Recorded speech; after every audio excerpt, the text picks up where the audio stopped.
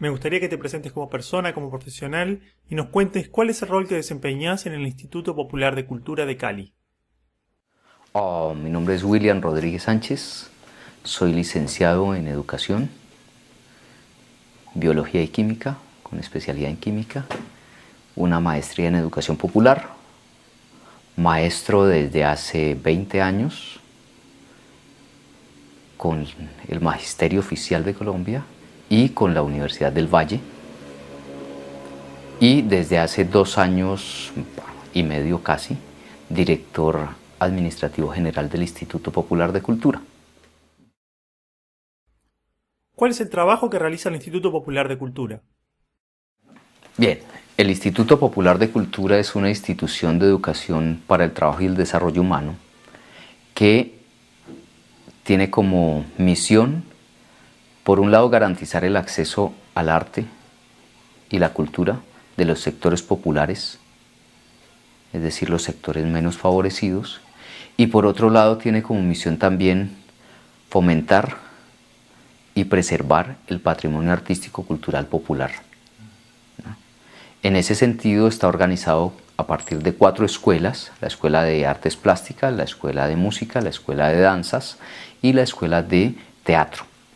Y además tiene un departamento de investigaciones del folclore, que es donde han realizado durante más de 50 años la labor de preservar, visibilizar, promover el acervo cultural popular de la región. Popular inicialmente estaba ligado exclusivamente, por un lado, a los sectores socioeconómicos menos beneficiados, y por otro lado, por popular, por arte popular, se entendía el folclore. Entonces el folclore musical, el folclore danzario, pero en artes plásticas hablar de folclore no es tan fácil. De hecho, la tradición es supremamente débil en términos de la Escuela de Artes Plásticas. Es una escuela de artes plásticas como cualquiera otra, y en teatro, digamos que ha oscilado entre el teatro de tablas convencional, el teatro de tablas contestatario, digamos con una posición política e ideológica muy clara, y el teatro callejero. La escuela de danza sí es baile, folclore tradicional, ¿ya?, de nuestras tradiciones amerindias, de nuestras tradiciones africanas y de nuestras tradiciones europeas, que las conocemos aquí como las músicas andinas. Básicamente el fuerte ha sido la música pacífico, es decir, la música afro, y la música andina centro, que es toda la tradición española: bambuco, pasillo, ¿no? ¿Cuál es el vínculo del Instituto Popular de Cultura con el sistema formal de educación? El Instituto Popular de Cultura depende administrativa y financieramente de la Alcaldía Municipal de Cali, y en ese sentido, a partir de los últimos 3 años, digamos, tenemos cada vez más incidencia a partir de unos proyectos que hemos ido diseñando, más incidencia en la vida cotidiana de la escuela formal, aunque nosotros no somos escuela formal, pero vía proyectos de creatividad lúdica, gestión cultural, hemos ido, digamos, afectando poco a poco la escuela. Y hoy tenemos una incidencia en más o menos la mitad de la población escolar pública de la ciudad. Es decir, Cali tiene 90 instituciones, nosotros abordamos un poco más de 45, más o menos 50 instituciones educativas, desde una propuesta que la denominamos la Estrategia Pedagógica Ciudad, Artes y Educación, que tiene como fundamento básicamente la concepción de lo popular en una tensión, digamos, lo popular como aquello que se produce en las comunidades y que entra en tensión con las culturas dominantes hegemónicas que están puestas en los currículos. Por ejemplo, arte danzario es ballet. Folclor son las danzas folclóricas nativas. Nosotros decimos el folclore es arte. Digamos que hay una tradición que te dice que existen las bellas artes, el folclor, las artesanías y las manualidades. Nosotros hablamos que desde la concepción de lo popular hablamos de las artes y más concretamente de las artes de hacer, por un lado. Pero por otro lado, la tradición de las bellas artes está pensada desde la formación de virtuosos, de los talentosos, de los genios que son superdotados en la pintura, en la música, en la danza, pero es el individuo, y ese individuo es formado para que produzca un arte bello que esporádicamente nos lo muestra a los que no sabemos de arte. Es decir, hay un artista y hay un espectador. Esa es la tradición de las bellas artes europea. Nosotros decimos hay otra concepción de artes y hay otro uso de las artes.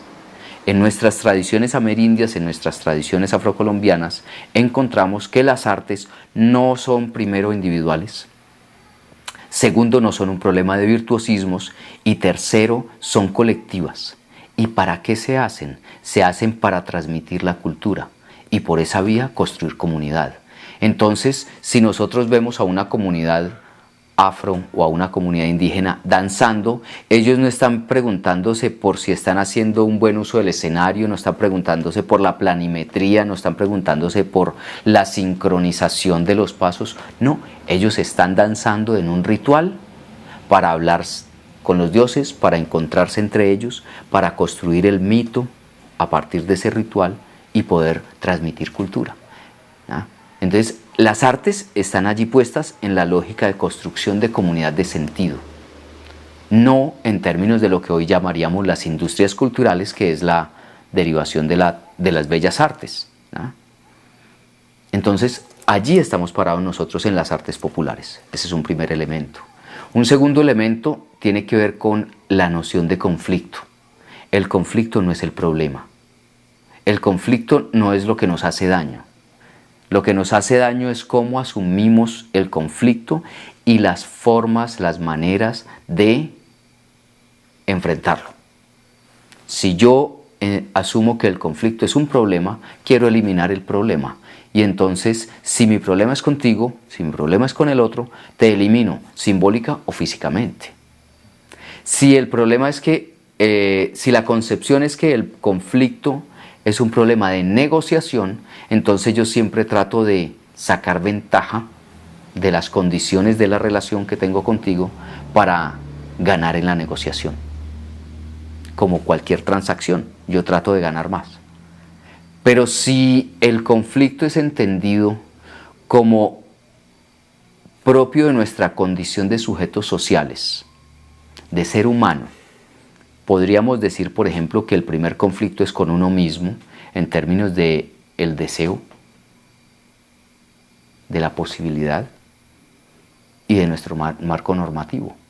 Deseamos una cosa, podemos hacer otra y debemos hacer otra. Allí hay un conflicto. Pero cuando me encuentro con el otro, el conflicto se expresa en que tú tienes un mundo y yo tengo otro.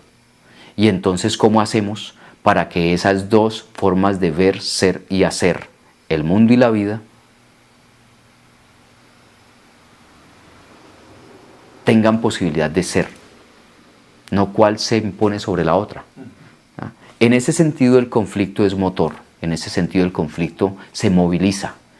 Digamos que de algún modo el conflicto sería algo así como aquella vieja definición de la utopía. ¿Y qué es una utopía? La utopía es algo que cuando yo doy un paso para tratar de alcanzarla, ella da un paso y se aleja de mí. Y entonces, ¿para qué sirve la utopía? Para eso, para movernos. El conflicto sería algo así también, ¿no? El conflicto nos obliga a pensar. El conflicto nos obliga a tratar de entender al otro. Ese es otro elemento. Y frente a la escuela como tal, la escuela, la tradición de la escuela moderna es una tradición de la escuela del encierro, que debería no ser permeada por los conflictos y las problemáticas de sus entornos. Y entonces cada vez se encierra más. Cada vez le hacemos muros más altos. Los muros pueden ser de ladrillo o de árboles, pero igual son muros que aíslan, que separan. Y entonces la comunidad no, la escuela no hace parte de la comunidad. Y resulta que no. Así nosotros no queramos, la comunidad se mete. Y entonces no hablamos de una cultura escolar, hablamos de múltiples culturas que circulan por la escuela y que o no las vemos o nos negamos a verlas. Entonces nosotros decimos hay que romper los muros de la escuela. Y la creatividad, la lúdica, las estéticas, las artes son una forma muy potente de abordar ese gran conflicto del encierro que tiene la escuela. Sobre esos pilares fundamentales conceptuales desarrollamos toda una propuesta, trabajamos con los jóvenes, con los estudiantes, con los niños, las niñas, trabajamos con los profesores, las profesoras, con los padres de familia y con los líderes comunitarios para tratar de visibilizar tejidos que existen, relaciones que hay, visibilizarlas, fortalecerlas, visibilizarlas no para señalarlas, porque yo puedo decir es que incluyamos, visibilicemos, pero para estigmatizar. Entonces, pues, si es para eso, es preferible quedarse en el anonimato. Mejor dicho, salir del anonimato al desprestigio no es como la búsqueda. Entonces nos interesa visibilizar para fortalecerlas, para mirar otras formas de hacer las relaciones en la escuela y en la vida cotidiana, que son muy potentes, que son muy valiosas, son tan potentes y tan valiosas que incluso en las condiciones más adversas que tienen nuestros sectores populares, la gente con eso puede vivir y eso ya vale. Entonces eso es lo que estamos tratando de buscar, cómo hay otros saberes que no pasan por la racionalidad de las ciencias, que pasan por otras sensibilidades y que las artes, la lúdica y la creatividad pueden permitirnos construir otros mundos posibles. ¿De qué le sirve a un niño en su proceso de desarrollo haber trabajado con las artes y la cultura popular? A ver, como dos cosas. Todo profesional tiene derecho a vivir dignamente de su profesión. El artista lo es. O sea, no estamos diciendo que el artista no puede vivir de su arte. Desde luego, y tiene derecho a vivir dignamente de él. Pero no nos podemos olvidar de algo. El arte es un derecho. Está planteado como un derecho humano. Como un derecho y es una obligación del Estado promoverlo. ¿Pero por qué? Por un lado, porque nos dicen es que somos pluriétnicos, multiculturales, la diversidad cultural, la diversidad étnica, sí. ¿Y eso qué tiene que ver? Tiene que ver en el sentido de que aquella promesa de la modernidad, de que la verdad ya no estaba en la Biblia, sino que estaba en la ciencia, no es una verdad tan verdadera. Que hay múltiples formas, de acuerdo a las culturas, de entender, digamos, hay múltiples cosmovisiones, cosmogonías. Y el artista, o aquel que tiene una formación en las artes, tiene más sensibilidad de ver otras cosas, de leer otras cosas distintas a la de la razón que se transmite por la palabra o por la escritura. En ese sentido, el arte es un derecho, no un accesorio, como podría verse desde un mundo capitalista. Pero, ¿y para qué estudiar arte? No, pues para que haga algo, para que no esté viendo televisión todo el día en la casa, para ponerlo a hacer algo, porque no tengo tiempo para cuidarlo, porque pues bonito que aprenda a hacer algo, pues ya, es un accesorio. Es decir, si lo tienes, bien, y si no lo tienes, no pasa nada. No, si tú no accedes al arte, no accedes a una formación integral, ¿no? La razón no es suficiente para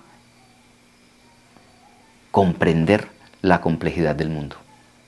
Hay otras sensibilidades y las artes nos abren otras puertas.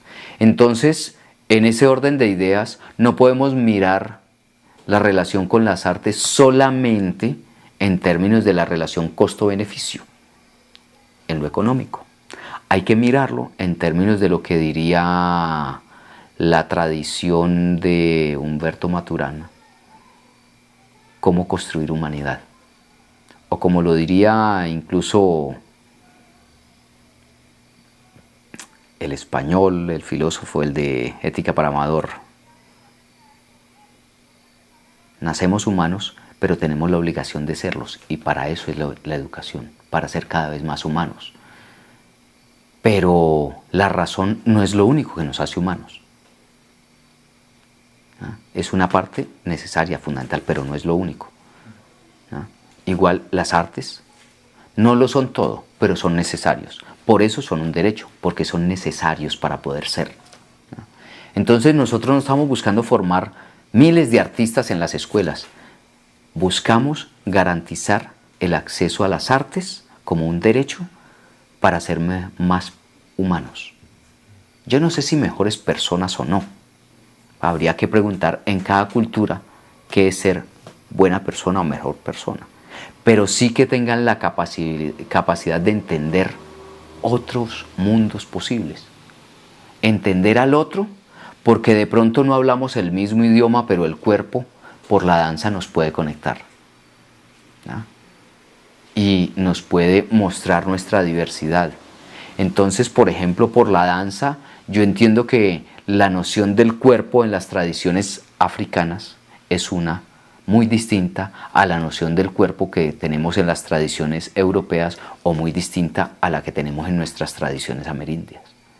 El cuerpo en las tradiciones africanas es menos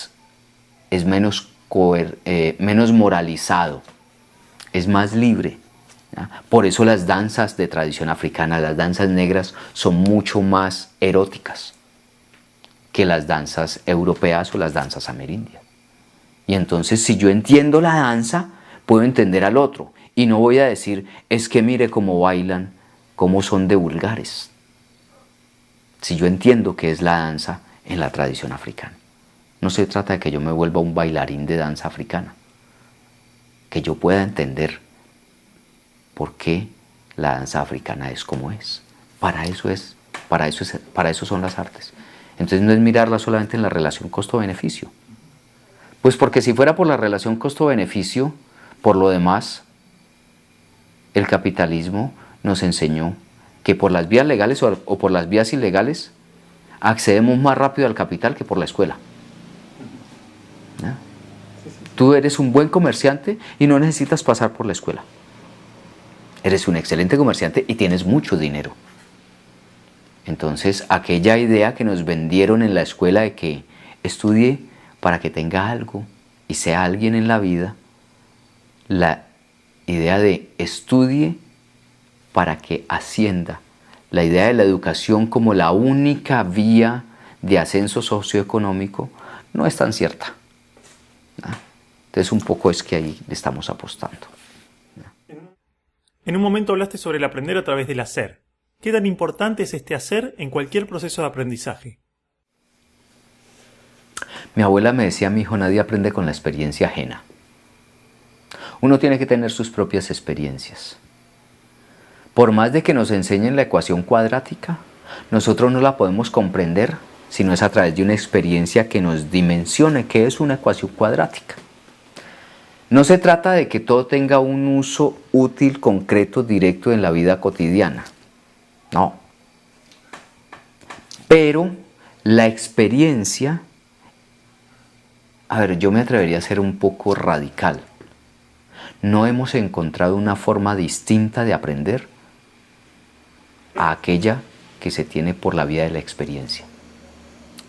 Yo puedo acceder a la información, pero otra cosa es tener la experiencia. Digámoslo de este modo, yo puedo leer todo un tratado acerca del beso, pero solamente cuando beso sé qué es besar, ¿no? La experiencia es fundamental. Que la escuela se olvidó de ello, es cierto. Que la escuela cayó en la idea de la ilustración, que la escuela cayó en la idea de la información, que la escuela cayó en la idea de la transmisión de conocimientos sin sentido, sí. Pero evidentemente el hacer, lo que pasa es que el hacer no es solamente manual, concreto. O sea, yo también hago con la mente. Lo que pasa es que eso está desvalorizado. Hacer con la mente es imaginación. Y la imaginación no vale. Eso es soñar. ¿Ah? La escuela nos dijo eso. No, la imaginación es fundamental para los procesos de creación. Y los procesos de creación son los que han transformado el mundo. Entonces, la imaginación es otra forma de experiencia que no pasa por lo sensorial, por los sentidos básicos, digámoslo así, o los sentidos biológicamente hablando. Pasa por otras sensibilidades. Pero allí hay una experiencia, y esa es la experiencia del artista. No solo aquella que se da en el acto físico, ¿no? Pero si nosotros miramos a los grandes hombres de la humanidad y mujeres de la humanidad, todos han sido grandes soñadores, es decir, que han tenido una imaginación enorme. Y eso es una experiencia. Y las artes sí que nos enseñan a imaginar, ¿no? Como especialista en pedagogía, ¿cuál es tu visión con respecto al sistema tradicional de educación vinculado a los procesos de evaluación y planificación? Un escritor francés tiene un libro que se llama La escuela no es una empresa, a propósito de todo el discurso que las Naciones Unidas vía OIT nos montaron de las competencias en la educación.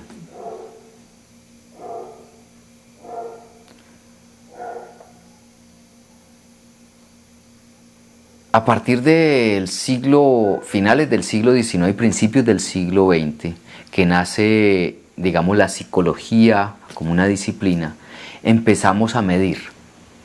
Porque la psicología cogió el método científico positivista. Y el método científico positivista cartesiano, que fue lo que nos dijo, todo hay que medirlo. Entonces todo lo volvimos un objetivo. ¿Y qué es un objetivo? En las escuelas normales y en las facultades de educación nos dijeron que un objetivo es aquello que es medible, cuantificable y observable.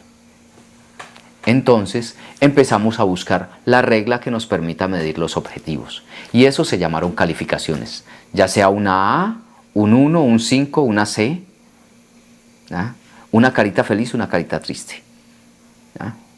Pero la lógica siempre va a ser la misma, comparar. ¿Comparar a qué con qué? Comparar el sujeto, sus aprendizajes frente a una escala estandarizada que mide qué. Si cada sujeto es único, singular e irrepetible, que tiene su propio pensamiento, ¿no? Entonces, en ese orden de ideas, si hay algo que no hemos podido entender, es que una cosa es evaluar y otra cosa es calificar. La escuela hace mucho rato asumió que evaluar y calificar son sinónimos, y ese es el error más grande que tiene la escuela, ¿no? Y allí se perdió. Y se perdió porque nos quedamos en algo que en la década del 50 se conoció en América Latina como el proyecto principal, que fue el proyecto de desarrollo de la tecnología educativa a partir del acuerdo de Washington, del consenso de Washington, ¿no?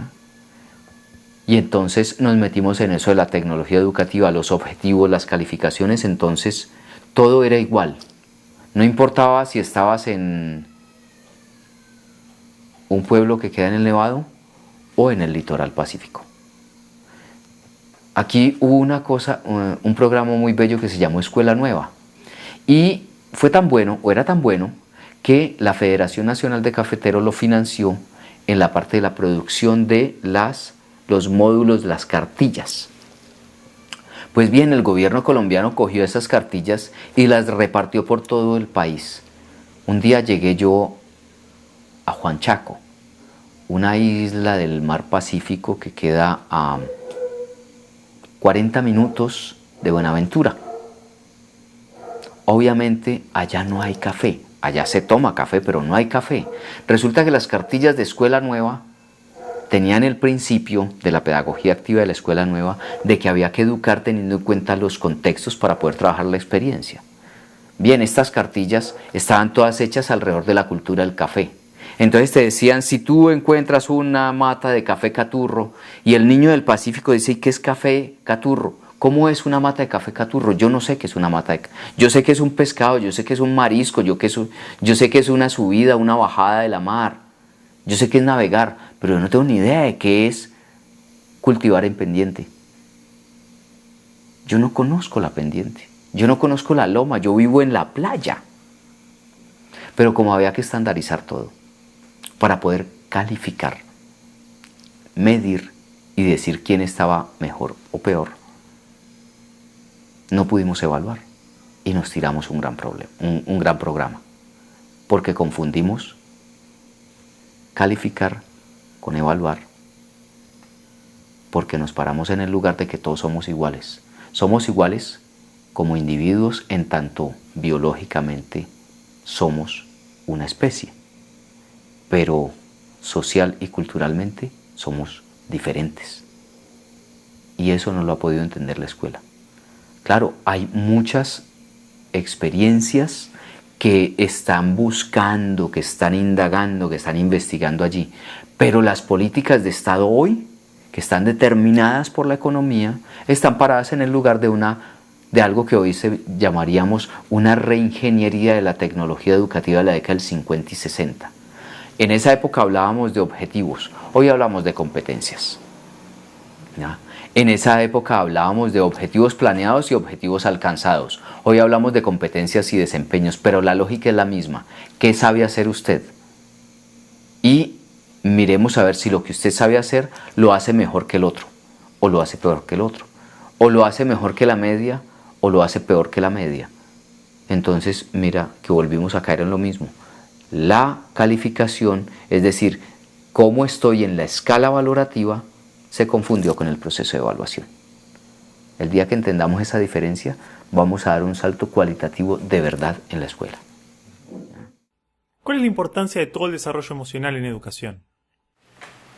En una escuela tan racional, en una sociedad tan racional, o más que racional, tan instrumental, pero a su vez tan machista, decir dimensión emocional, es decir, es que eso es lo de las mujeres, ¿ya? Esa sensiblería, ¿ya?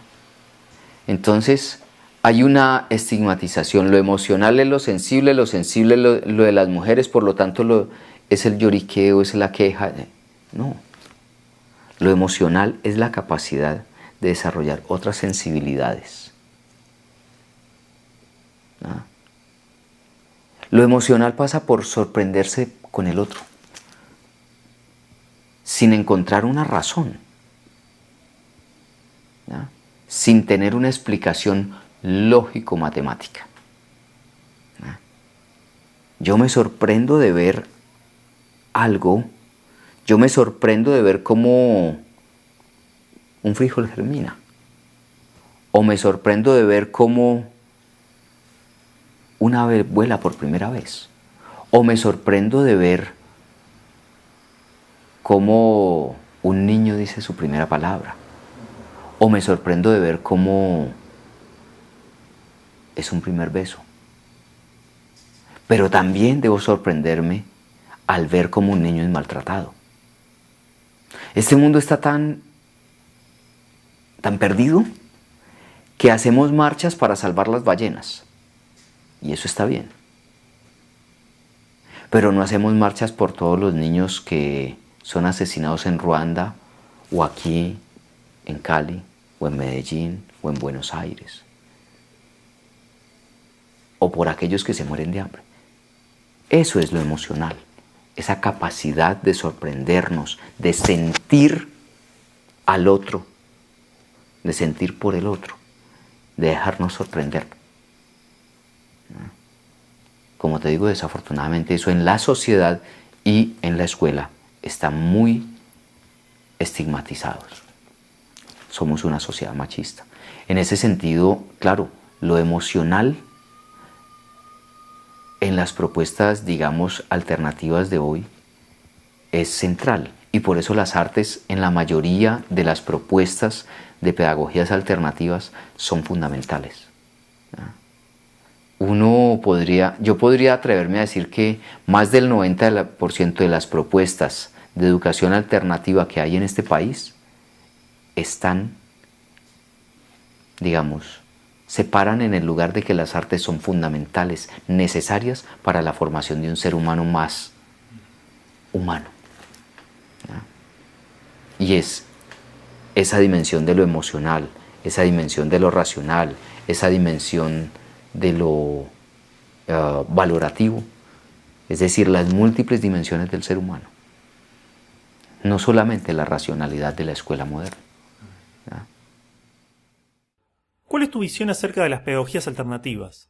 Su surgimiento, los caminos que han ido tomando y sus resultados.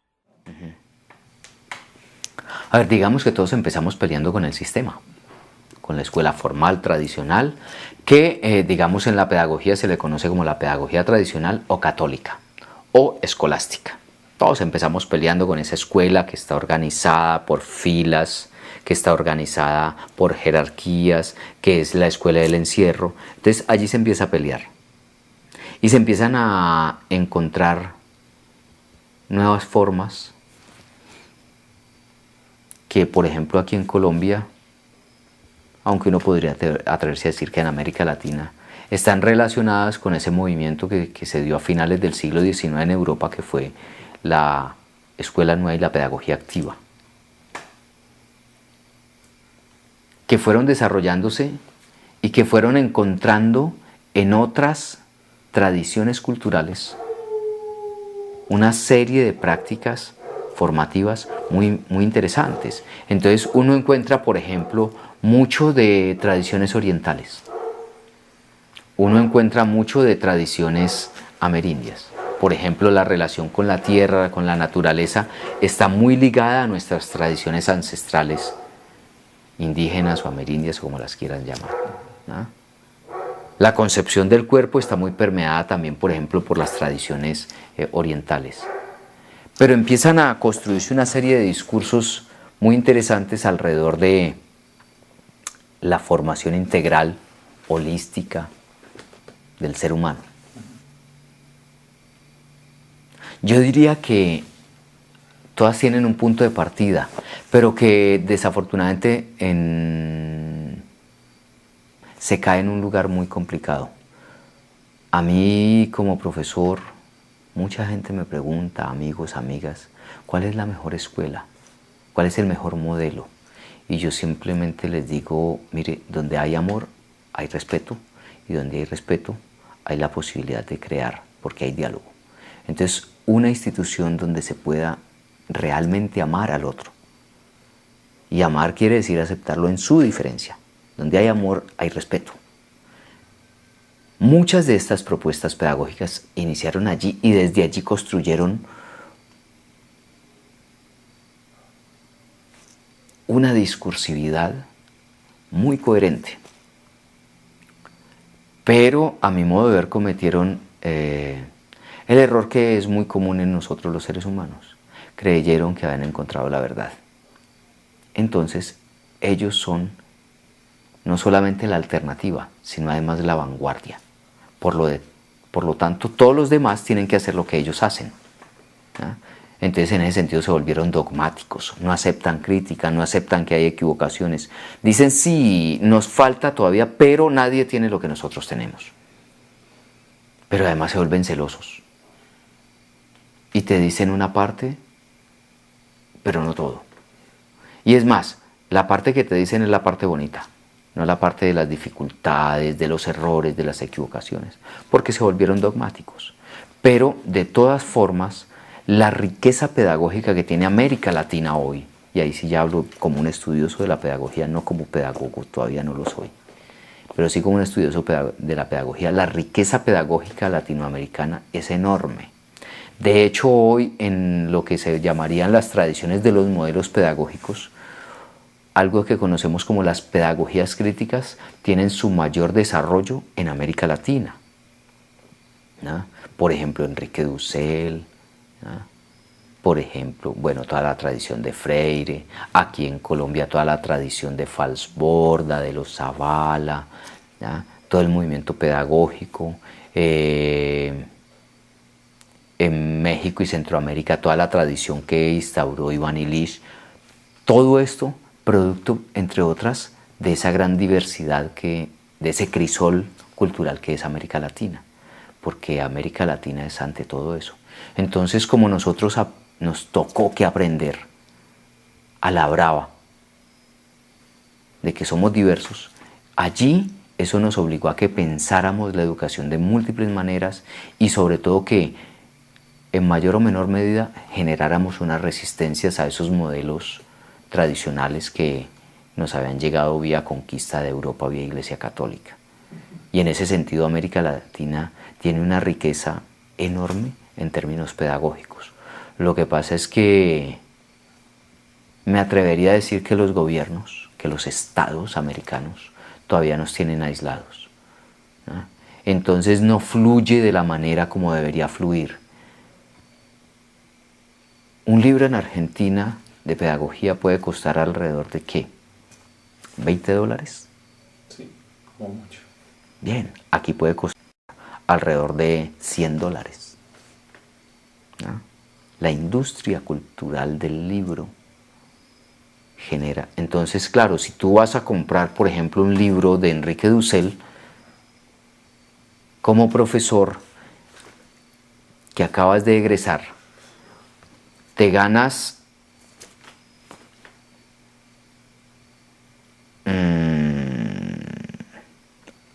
más o menos $800 mensuales. Y de entrada te dicen que un libro vale $150.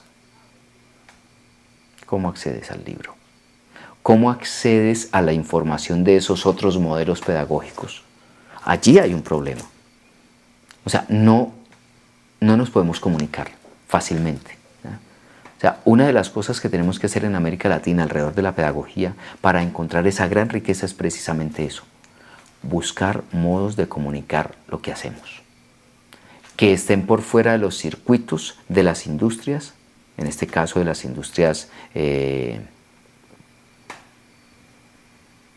del libro, para poder acceder a toda esa riqueza. Allí hay una cosa, digamos, una tarea que nos falta por hacer, ¿no? Porque evidentemente tenemos una riqueza enorme, ¿no? Si uno hiciera un inventario de las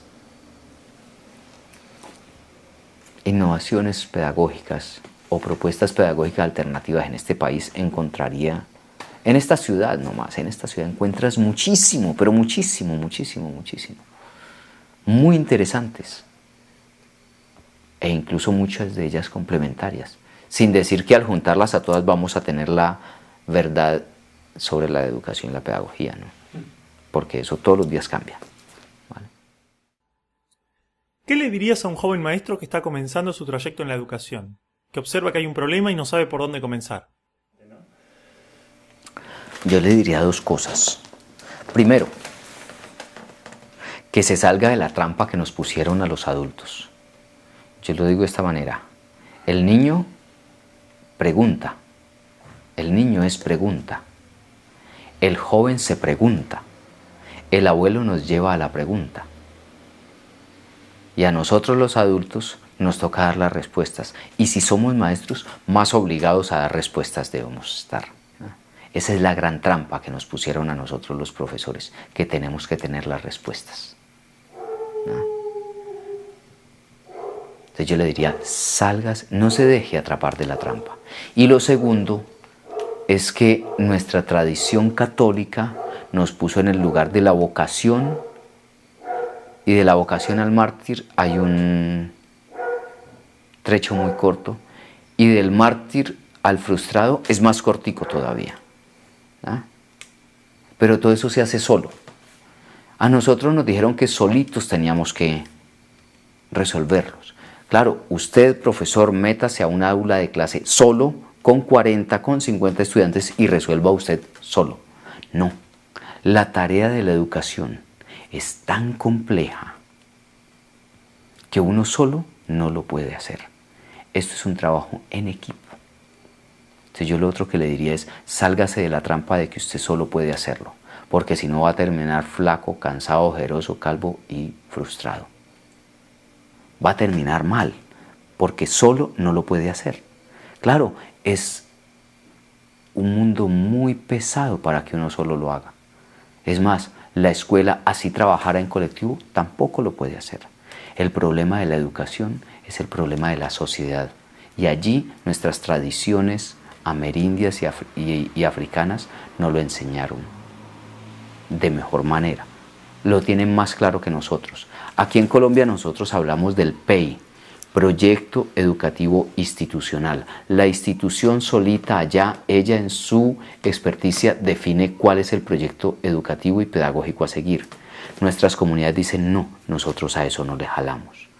Ellos hablan del PEC, Proyecto Educativo Comunitario, porque tienen claro que la educación no es un problema de la escuela, sino que es un problema de la comunidad. ¿Ah? Y allá entonces los maestros son miembros de la comunidad. Acá no, acá el maestro es un asalariado que va a dictar una clase. Y entonces él, como le pagan por eso, tiene que resolver el problema. El problema es de la comunidad. ¿Ah? Pero nosotros como profesionales tenemos que construir colectivos. Porque, de hecho, hoy nos dicen, es que estudie porque es que hoy en la sociedad del conocimiento la riqueza es tener conocimiento. Pero ¿cómo se produce el conocimiento? Tú no te metes en un laboratorio toda tu vida sin hablar con nadie y sales un día y dices, ya tengo el conocimiento, produje conocimiento. No, el conocimiento se produce en colectivo, en comunidad. La comunidad científica lleva más de 300 años produciendo conocimientos. En el siglo XX la comunidad científica produjo más conocimiento en el solo siglo XX que en toda la historia de la humanidad. Pero nosotros seguimos apostándole en la escuela a trabajar solos. Cada profesor enfrentado a 40 estudiantes. Y cuando digo enfrentado es literalmente. Entonces el día que los maestros entendamos, primero que no tenemos por qué tener todas las respuestas y segundo que tenemos que trabajar en colectivo, yo creo que vamos a empezar a soñar una escuela distinta y hacerla de manera distinta, obviamente. ¿Cuál es la importancia de la familia en este proceso de crecimiento, de desarrollo y de aprendizaje? Podría sonar muy arcaico si se quiere, devolvernos por allá a dos señores, Berger y Luhmann, en la sociología clásica, que hablaban de una socialización primaria y una socialización secundaria. Ellos decían en la socialización primaria es aquella que se da por medio de la cual se accede al lenguaje y esa se da en la familia.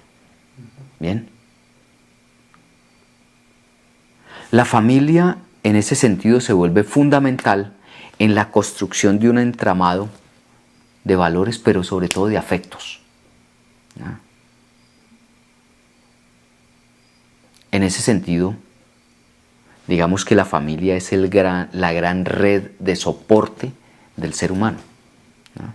Sea familia biológica o no, pero esa red de afectos que conocemos como familia es el soporte fundamental, porque obviamente en la vida tú vas a tener, en la escuela o en la calle, vas a tener choques, vas a tener frustraciones, decepciones, y esa red de afectos es la que te soporta.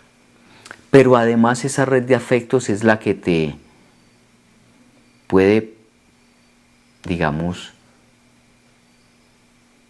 fijar un marco donde tú puedas respetar al otro.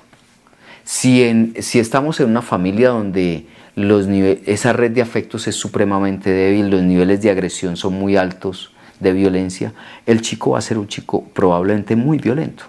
No va a ser seguramente violento, no estoy diciendo eso, pero sí estamos hablando que en contextos violentos la violencia se reproduce más fácilmente, ¿no? Pero por otro lado, entender que el problema de la formación no es un problema de la instrucción en la escuela. La escuela aporta a la formación, pero la formación del ser humano es un problema de la sociedad, de la familia y de la escuela. Pero como el primer núcleo es el de la familia, evidentemente es muy importante, es determinante en la formación del ser humano, ¿no? Porque tú puedes hacer todo el trabajo de sensibilización, de respeto, de reconocimiento del otro, pero si llega ese chico a la casa y el padre apenas lo ve, lo desconoce Y cuando lo reconoces para regañarlo, para gritarlo, para mandarlo, ¿cómo qué le va quedando al niño? ¿Ah? Cuando él sabe que en su casa tiene que obedecer.